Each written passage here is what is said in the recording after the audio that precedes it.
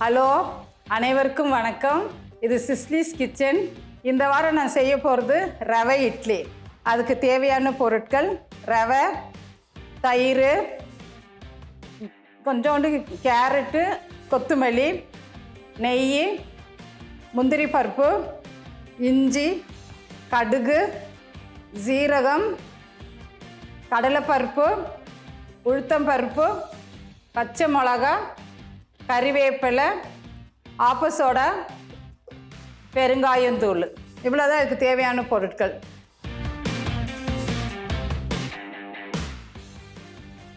இப்போ ஒரு அடி கனமான பாத்திரம் வச்சுட்டு அதில் நெய் போட்டுடலாம். நெய் காஞ்சிடுச்சு. இப்போ நம்ம கடுகு போடலாம். ஃபஸ்ட்டு கடுகு வெடியணும். கடுகு வெடிஞ்சிடுச்சு. இப்போ நம்ம உளுத்தம் பருப்பு, கடலைப்பருப்பு,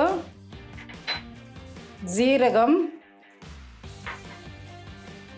பச்சை மிளகாய், இஞ்சி, அப்புறம் முந்திரி பருப்பு, அப்புறம் கறிவேப்பிலை, கொஞ்சோண்டு பெருங்காயத்தூள். இப்போ நம்ம ரவையை போட்டுடலாம். ரவை நல்லா வறுக்கணும். இப்போ ரவை நல்லா வறுத்துட்டேன். இப்போ நம்ம இது ஒரு பாத்திரத்தில் போட்டுடலாம். இது நல்லா சூடு ஆறணும். இப்போ நம்ம தேவையான அளவு உப்பு போட்டுக்கலாம். இந்த தயிரும் போட்டுடலாம். இதை நல்லா மிக்ஸ் பண்ணிவிட்டு தண்ணி தேவைப்பட்டால் கொஞ்சம் தண்ணி ஊற்றணும். இப்போ ஃபஸ்ட்டு நம்ம கொஞ்சம் நேரம் வைக்கணும். அப்போ நம்ம அந்த இது தயிர் அதில் செட் ஆகிடும். இப்போ கொஞ்சம் கெட்டி ஆகிடுச்சுனாக்கா நம்ம கொஞ்சம் தண்ணி கூட ஊற்றலாம். தண்ணி ஜாஸ்தி ஊற்ற வேண்டாம்.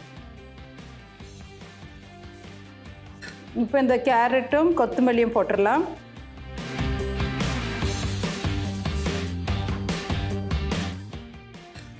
இது ஒரு 10 நிமிஷம் அப்படியே இருக்கட்டும்.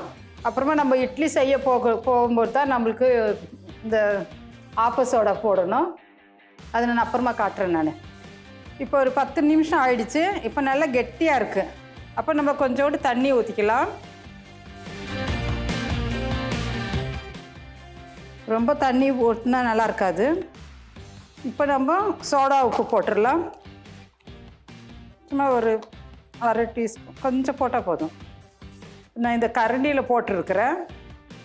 இப்போ வந்துட்டு கொஞ்சம் தண்ணி போட்டு நம்ம அப்படியே கலக்காமல் அப்படியே போட்டாக்கா அது கட்டு கட்டியாகிடும், நல்லா இருக்காது, மஞ்சள் கலராக இருக்கும்.